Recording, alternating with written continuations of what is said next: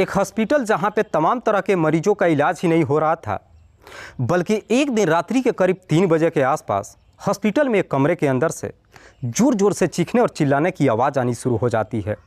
उस वक्त हॉस्पिटल में मात्र 3 ही स्टाफ मौजूद थे। स्टाफ जा कर के जब उस दरवाजे को खुलवाने की कोशिश करते हैं तो ना तो अंदर से कोई जवाब देता है और ना ही कोई दरवाज़ा खुलता है। इसीलिए स्टाफ इस बात की जानकारी डॉक्टर को दे देते हैं। इधर डॉक्टर को जब मालूम चलता है, उसी रात को भागते दौड़ते हॉस्पिटल में जाता है और जाकर उस दरवाजे को खुलवाता है। पर जैसे ही दरवाज़ा खुलता है, वहाँ का नज़ारा देख हर किसी का होश उड़ जाता है। दरअसल कमरे के अंदर एक नहीं बल्कि 2 डेड बॉडीज पड़ा था। पुलिस जब इस केस की जांच पड़ताल करती है तो एक ऐसी सच्चाई सामने निकल कर आती है जिसे सुनने के बाद किसी को भी अपने कानों पर यकीन ही नहीं होता है। वाकई में दोस्तों, आज की जो कहानी है ये आपको भी हैरान कर देने वाली है। नमस्कार, आदाब, मैं हसमुद्दीन और आप देख रहे हैं सफ़र क्राइम तक।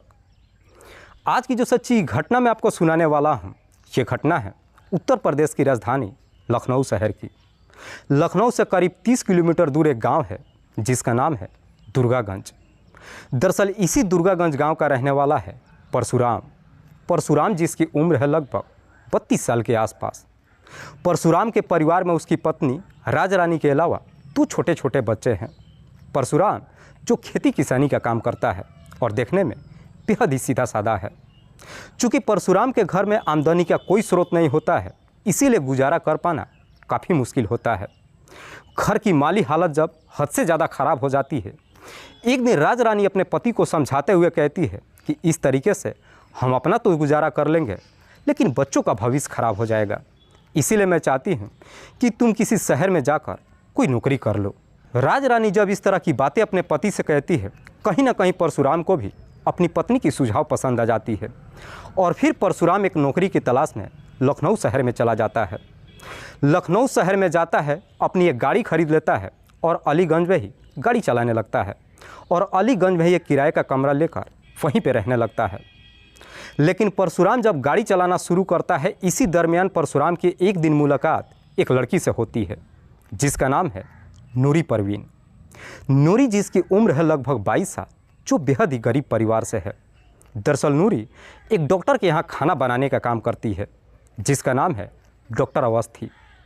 नूरी और परशुराम की जब बार बार मुलाकात होती है, पहले दोनों के बीच में दोस्ती होती है और फिर बातचीत करते करते आखिरकार दोनों के बीच में प्रेम प्रसंग शुरू हो जाता है। नूरी और परशुराम के बीच में जब प्रेम प्रसंग शुरू होता है, उसके बाद से दोनों कई बार एकांत में एक दूसरे से मुलाकात भी करते हैं। पर जब भी मुलाकात होती है, परशुराम नूरी को टच करने की कोशिश करता है। पर परशुराम जब भी नूरी को टच करने की कोशिश करता है, नूरी उसे रोक देती है। नूरी परशुराम को समझाते हुए कहती है कि जब तक हम दोनों शादी नहीं कर लेते हैं, तब तक कोई भी गलत काम नहीं करेंगे। इधर परशुराम जो नूरी को पाने के लिए किसी भी हद तक कदम उठाने के लिए तैयार था। परशुराम जब अपनी तमाम कोशिश कर लेता है, नूरी जब उसे हाथ नहीं लगाने देती है, आखिरकार परशुराम अब नूरी से शादी करने का वादा कर लेता है। परशुराम शादी करने का वादा तो कर लेता है, लेकिन साथ ही साथ ये भी भूल जाता है कि वो ऑलरेडी शादीशुदा ही नहीं है, बल्कि उसके 2 बच्चे भी हैं। शादी करने का जब वादा करता है, नूरी उसे समझाते हुए कहती है कि जिस डॉक्टर के यहाँ मैं खाना बनाती हूँ, दरअसल डॉक्टर साहब ने मुझसे बोला है कि कुछ दिन तुम ये काम कर लो, उसके बाद से तुम ये काम छोड़ देना और फिर मैं तुम्हें अपने ही हॉस्पिटल में नर्स की नौकरी दिलवा दूंगा और फिर हॉस्पिटल में ही तुम्हें कमरा भी मिल जाएगा। नूरी परशुराम को समझाते हुए कहती है कि जिस दिन मुझे हॉस्पिटल में नर्स की नौकरी मिल जाएगी, कमरा जब मिल जाएगा, उसके बाद से हम शादी भी कर लेंगे। परशुराम भी नूरी की बात मान लेता है और फिर समय का इंतज़ार होने लगता है। जैसे ही कुछ महीने का समय गुजरता है, आखिरकार नूरी को हॉस्पिटल में नर्स की नौकरी मिल जाती है और उसी हॉस्पिटल में उसे एक कमरा भी मिल जाता है। नूरी को जब कमरा मिल जाता है, उसके बाद से नूरी और परशुराम हिंदू रीति रिवाज के तहत शादी भी कर लेते हैं और शादी करने के बाद उसी हॉस्पिटल के कमरे में एक साथ रहने लगते हैं। परशुराम नूरी से शादी तो कर लेता है, लेकिन नूरी से अपनी पिछली ज़िंदगी के बारे में कुछ भी नहीं बताता है। शादी जब हो जाती है, उसके बाद से परशुराम और नूरी खुशहाल तरीके से अपना जीवन व्यतीत करने लगते हैं। परशुराम जितना भी पैसा कमाता है, सारा पैसा नूरी पे ही खर्च करने लगता है। दरअसल परशुराम अपनी पत्नी राज रानी से झूठ बोल देता है कि मैं अलीगंज के एक हॉस्पिटल में काम करता हूं और मुझे पैसा मिलने में थोड़ा सा वक्त लगेगा। धीरे धीरे जब 1 साल का समय गुजरता है, 1 साल के बाद नूरी एक बेटी को भी जन्म देती है। परशुराम को जब पहली बेटी होती है, बेटी पाकर वो बेहद ही खुश होता है। परशुराम अपनी बेटी को पाकर इतना काफ़ी खुश होता है कि हॉस्पिटल में जितने भी लोग होते हैं सबको मिठाइयाँ भी बंटवाता है। पर जैसे ही कुछ महीने का और समय गुजरता है, न जाने क्यों नूरी को लगने लगता है कि परशुराम उससे कुछ छुपाने की कोशिश कर रहा है। इसीलिए नूरी अब उदास रहने लगती है। इस उदासी के कारण जब परशुराम उससे पूछताछ करता है तो नूरी परशुराम को जवाब देते हुए कहती है कि न जाने मुझे क्यों ऐसा लग रहा है कि तुम एक दिन मुझे छोड़ करके चले जाओगे। अब ज़रा सोचो कि अगर किसी दिन तुम हमें छोड़ करके चले गए फिर हमारा क्या होगा। इसीलिए मैं चाहती हूँ कि तुम्हारे पास जितनी भी प्रॉपर्टी है वो मेरे नाम कर दो। प्रॉपर्टी की जब बात कहती है, परशुराम नूरी को समझाते हुए कहता है कि तुम्हें ऑलरेडी मालूम है कि मेरे पास कोई प्रॉपर्टी नहीं है। इस पे नूरी अपने पति को जवाब देते हुए कहती है कि तुम्हारे पास एक गाड़ी है ना, वो गाड़ी मेरे नाम पे कर दो। परशुराम भी नूरी को जवाब देते हुए कहता है कि अगर वो गाड़ी मैं तुम्हारे नाम पे कर देता हूँ तो क्या तुम खुश हो जाओगी। इस पे नूरी भी हाँ में जवाब दे देती है। इसीलिए परशुराम अपनी गाड़ी नूरी के नाम पे कर देता है। जब गाड़ी उसके नाम पे कर देता है, वाकई में नूरी खुश हो जाती है। उसके बाद से नूरी और परशुराम फिर से पहले के जैसे ही खुशहाल तरीके से जीवन व्यतीत करने लगते हैं। पर जैसे ही कुछ महीने का और समय गुजरता है, आखिरकार नूरी और परशुराम के बीच में अब छोटी मोटी बातों को लेकर के झगड़े तकरार शुरू हो जाता है। हालांकि पति पत्नी के बीच में जब झगड़े तकरार शुरू होता है, परशुराम को लगता है कि इसकी सारी वजह नूरी की दोनों बहनें हैं। दरअसल नूरी जब परशुराम से शादी कर लेती है, उसके बाद से नूरी की दोनों बहनें भी अक्सर उससे मिलने के लिए उसके घर पे आते जाते रहती है। परशुराम को लगता है कि शायद नूरी की बहनें जब घर पे आती है, नूरी को तरह तरह की बातें कहकर उसे भड़काने की कोशिश करती है। इसीलिए नूरी अक्सर मुझसे झगड़े तकरार करती है। इसीलिए एक दिन परशुराम नूरी की बहनों को लेकर के उसे शिकायत कर देता है। लेकिन नूरी की बहनों को लेकर के जब उससे शिकायत करता है, ये सुन करके नूरी भी एकदम से गुस्से में आ जाती है। दरअसल नूरी अपने पति को जवाब देते हुए कहती है कि अब तुम पहले जैसे नहीं हो, बल्कि काफ़ी बदल चुके हो।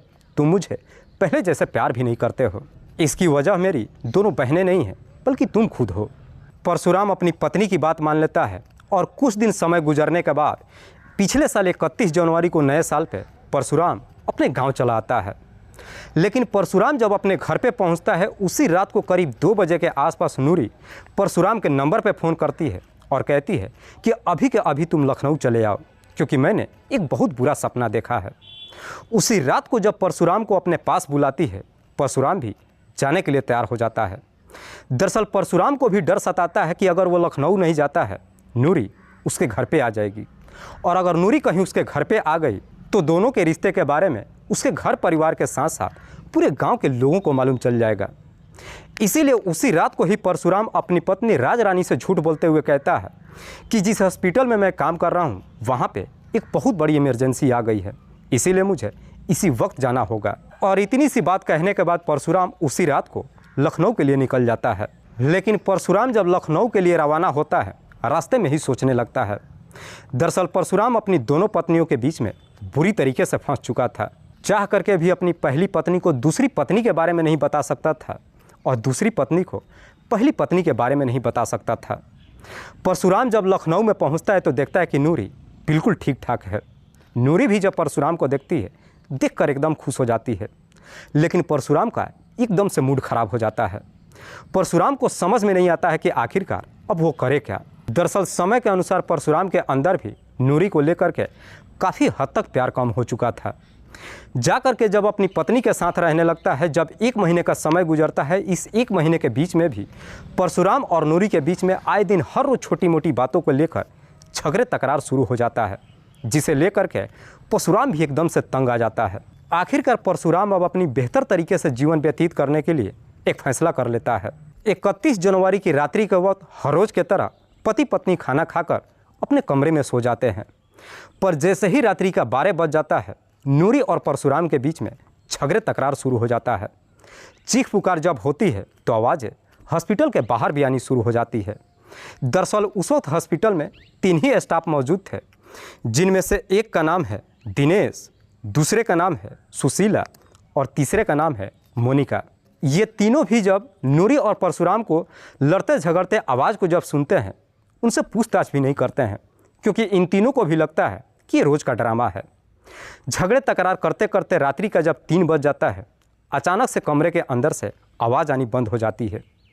इसीलिए उसमें से एक स्टाफ जा कर के परशुराम के दरवाजे पे खड़े होकर के उसे आवाज़ देता है, पर ना तो अंदर से कोई जवाब देता है और ना ही दरवाज़ा खुलता है। सारे स्टाफ मिल करके जब अपनी तमाम कोशिश कर लेते हैं, जब दरवाज़ा नहीं खुलता है, अब कहीं ना कहीं स्टाफ को थोड़ा सा पता लगता है। इसीलिए उसी रात को ही डॉक्टर अवस्थी के नंबर पर फ़ोन करते हैं और सारी बात डॉक्टर साहब को बताते हैं। इधर डॉक्टर अवस्थी को जब मालूम चलता है, भागते दौड़ते उसी रात को हॉस्पिटल में पहुंचता है और जाकर दरवाजे पे खड़े होकर परशुराम को आवाज़ लगाने लगता है। करीब आधे घंटे तक आवाज़ लगाने के बाद आखिरकार दरवाज़ा खुलता है और दरवाज़ा अंदर से परशुराम ही खोलता है। पर जैसे ही दरवाज़ा खोलता है, अंदर का नज़ारा देख हर किसी का होश उड़ जाता है। दरअसल कमरे के अंदर उसकी पत्नी नूरी और बेटी दोनों का डेड बॉडी पड़ा था। दोनों के गले पे किसी तेजधार हथियार को चलाया ही नहीं गया था, बल्कि पूरा फर्श भी खून से भरा पड़ा हुआ था। डॉक्टर अवस्थी जैसी इस तरह की नज़ारा देखते हैं, देखकर इस प्रकार से डर जाते हैं कि तुरंत ही इस बात की जानकारी पुलिस को दे देते हैं। इधर पुलिस को जैसे ही सूचना मिलती है, पुलिस फ़ौरन उसी रात को हॉस्पिटल में पहुंचती है और सबसे पहले परशुराम को हिरासत में ले लेती है और फिर दोनों डेड बॉडी को अपने कब्जे में लेकर पोस्टमार्टम के लिए भेज देती है। पुलिस जब इस पूरे वारदात के बारे में परशुराम से पूछताछ करती है, तो परशुराम रोते हुए पुलिस वालों को जवाब देता है कि साहब, मेरी पत्नी ने मुझे जहर पिला दिया है और खुद अपने साथ साथ बेटी की भी हत्या कर ली है। जहर पीने की जब बात कहता है, पुलिस फ़ौरन उसे लेकर के हॉस्पिटल में एडमिट कर देती है। पर डॉक्टर जब परशुराम का ट्रीटमेंट करते हैं, इलाज के दौरान ही परशुराम की भी मौत हो जाती है। परशुराम की जब मौत हो जाती है, तो पुलिस अंदाज़ा लगाती है कि दरअसल परशुराम झूठ बोल रहा था। नूरी और उसकी बेटी की हत्या परशुराम ने ही किया था। अगर नूरी ने अपने पति को जहर पिलाई होती, तो इस अवस्था में कोई भी इंसान किसी की हत्या नहीं कर सकता है।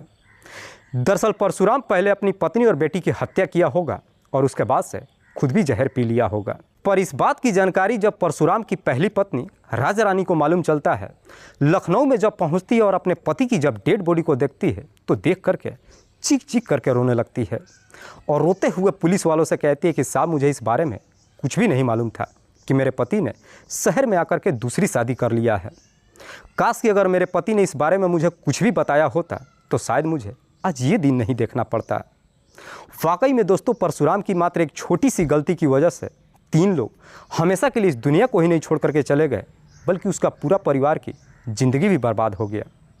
दोस्तों, इस पूरी घटना के बारे में आप क्या सोचते हैं? आप अपनी राय हमें कमेंट बॉक्स में ज़रूर दीजिएगा। जाते जाते मैं आपको बता दूं कि कुछ मेरे व्यूअर्स हैं जो रोज़ाना मेरे इस वीडियो को देखते ही नहीं हैं, बल्कि अपना कीमती समय निकाल कर मुझे अपना प्यार भी देते हैं। जिनमें से एक का नाम है सुभाष कपूर। सुभाष कपूर जो सुल्तानपुर उत्तर प्रदेश के रहने वाले हैं। दूसरे मेरे व्यूअर हैं फैज़ राजपूत राणा। फैज़ राजपूत राणा जो दिल्ली प्रदेश के रहने वाले हैं। तीसरे मेरे व्यूअर हैं कैलाश माली। कैलाश माली जो तमिलनाडु प्रदेश के रहने वाले हैं। चौथे मेरे व्यूअर हैं ए.के. मलिक। ए.के. मलिक जो बुलंदशहर उत्तर प्रदेश के रहने वाले हैं। लास्ट मेरे व्यूअर हैं यूसुफ पठान। वैसे तो यूसुफ पठान खलीलाबाद संत कबीर नगर उत्तर प्रदेश के रहने वाले हैं, लेकिन गुजरात के राजकोट में रह करके नौकरी करते हैं और वहीं से मेरी इस वीडियो को देखते हैं। मैं तमाम व्यूअर्स को तहे दिल से शुक्रिया अदा करता हूं। कल फिर मिलते हैं एक और नई सच्ची घटना के साथ। तब तक के लिए जय हिंद, जय भारत।